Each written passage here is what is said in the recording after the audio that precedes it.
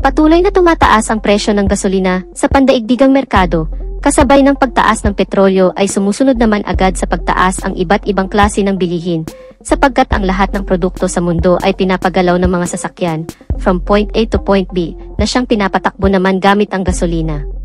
Maaring magkaproblema tayo sa hinaharap kung magkataon, dahil ang produktong petrolyo na pinagkukunan naman ng gasolina ay isang non-renewable source of energy, therefore, darating ang araw na magdi-decline ang production nito.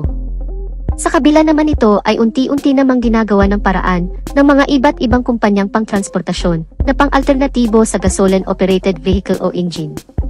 Dito na pumapasok ang mga development ng electric car at electric scooter.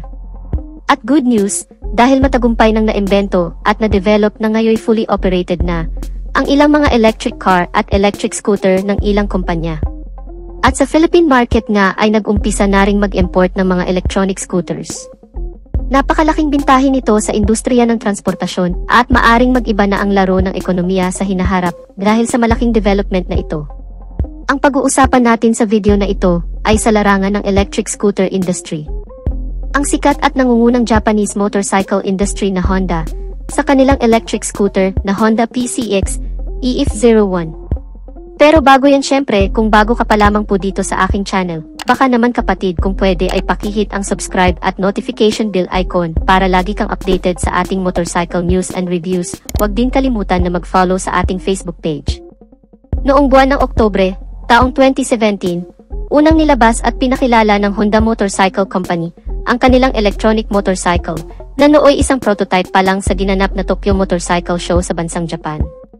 Makalipas ang isang taon, taong 2018, ay naglabas naman agad sila ng isang global version para i-distribute sa iba't ibang bansa, sa kadahilanang para masubukan ang nasabing electronic scooter, kabilang na nga ang bansang Pilipinas, particular sa lalawigan ng Romblon na siyang napiling lugar para i-testing ang pinakaunang bersyon ng electric scooter na ito, taong 2019.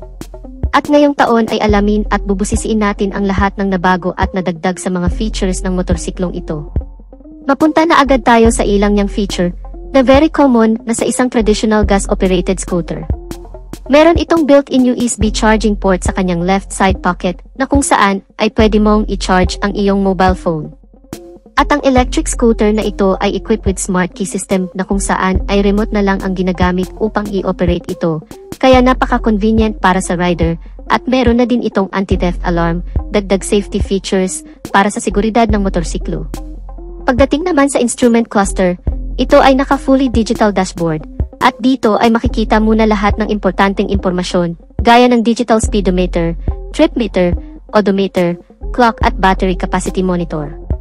Alamin pa natin ang high-tech specs, engine performance and capabilities, at mga advantages ng isang electronic scooter. Umpisahan natin sa kanyang breakdown electronic motor performance.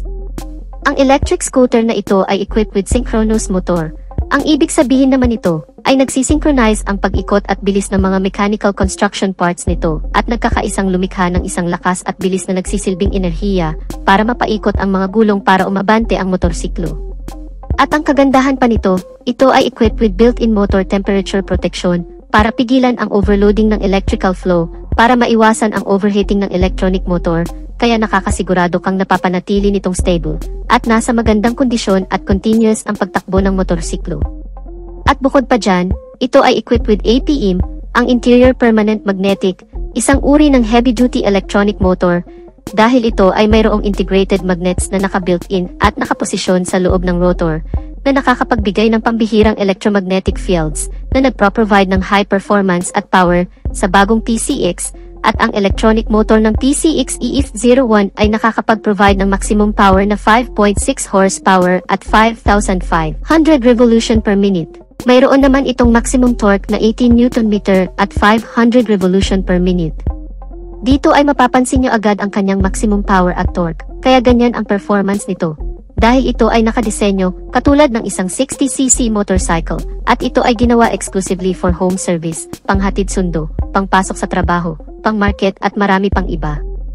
Ang electric scooter na ito ay hindi applicable sa long rides dahil ito ay nakadesign pang city riding conditions.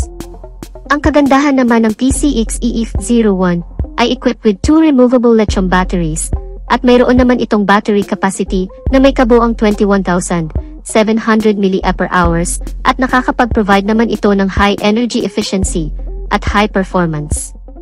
Umaabot naman ang riding distance nito ng around 41 kilometers away bago malobat at meron naman itong power output na 50.4 volts at 20.8 amp hours.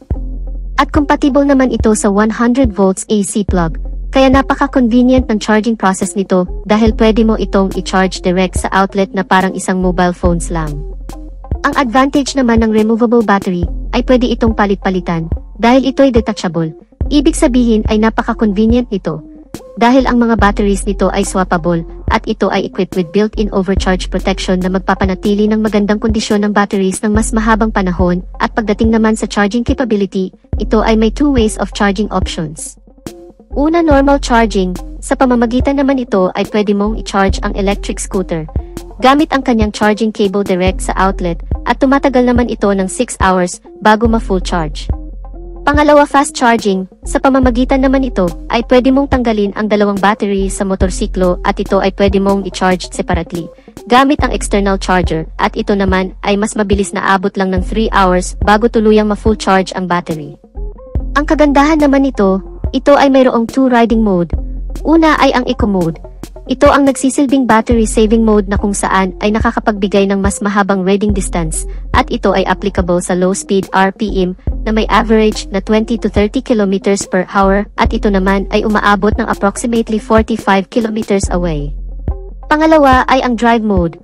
Ang power mode o ang high speed RPM ay ang pinakamalakas at pinakamabilis na pagtakbo ng motorsiklo na umaabot ng 60 km per hour at meron naman itong riding distance na 40 km away.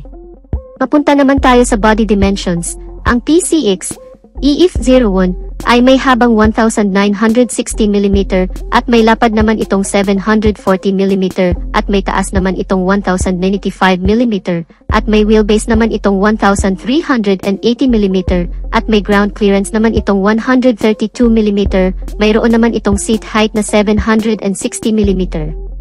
Ang bigat ng electric scooter na ito ay may kabuuang 144 kilograms.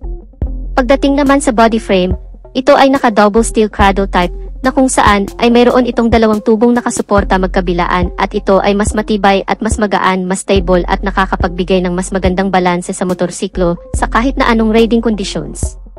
Pag-usapan naman natin ang suspensions.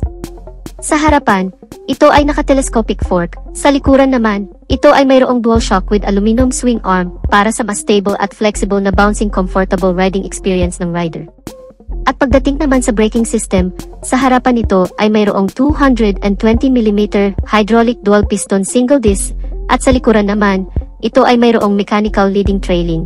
Sa madaling salita ay drum brake at ang kagandahan naman ito ay equipped with single channel ABS sa harapan. Ang anti-lock braking system ay nakakapagbigay ng smooth braking power sa motorsiklo kaya nakakasigurado kang safe ka kahit sa biglaang preno. Mapunta naman tayo sa wheels dimension. Sa harapan nito ay mayroong 100/80-14 at sa likuran naman, ito ay may 120/70-14 at ang lahat ng mga gulong nito magmula harap at likod ay naka-tubeless na lahat. Pagdating naman sa electricals magmula headlight, tail light, at turn signals ay naka-LED na lahat at ma-recognize mo agad na ito ay isang electric scooter dahil sa kanyang blue LED daytime running lights at meron na rin itong 30 liters of underseat compartment. Ngunit dahil dito nakalagay ang dalawang batteries, ay may natitira na lamang itong 8 liters available storage. Ang Honda PCX EF01 ay mayroong top speed na 60 km per hour at may riding distance naman itong 40 km away. Dumako naman tayo sa pinaka-last but not the least. Magkano naman kaya ang presyo ng isang Honda PCX electronic scooter na ito? Well, ang presyo ng bagong Honda PCX electric scooter sa bansang Thailand ay nagkakahalaga ng 57,000 Thai baht. At kung i-convert naman natin ito, direct sa Philippine peso, ito ay nagkakahalaga ng mahigit 90,000 pesos. Paalala lang, ito ay isang direct conversion lamang na presyo from Thailand money to Philippine money. Hindi pa ito ang pinaka-sure at pinaka-final na price at syempre maari pa rin niyang tumaas o bumaba, depende sa proseso at sa mga taxes na ipapatong sa scooter na ito pagdating nito sa Pilipinas. So anong masasabi niyo mga kamoto sa electric operated scooter ng Honda? ang Honda PCX EF01. Plano mo bang kumuha nito pag dumating na ito sa Pilipinas? Just comment your thoughts and opinion in our comment sections below. At dito na natin tatapusin ang video natin mga ka-Wizard Moto. Sana nagustuhan ninyo ang video. At kung nagustuhan nyo ay pakipindot ang like button bilang suporta na rin sa ating channel. At sa mga hindi pa nakasubscribe ay inaanyayahan ko kayo kapatid na mag-subscribe sa aking channel para lagi tayong updated sa mga videos na i-upload ko pa. Maraming salamat sa walang sawang pagsuporta. Ride safe and God bless.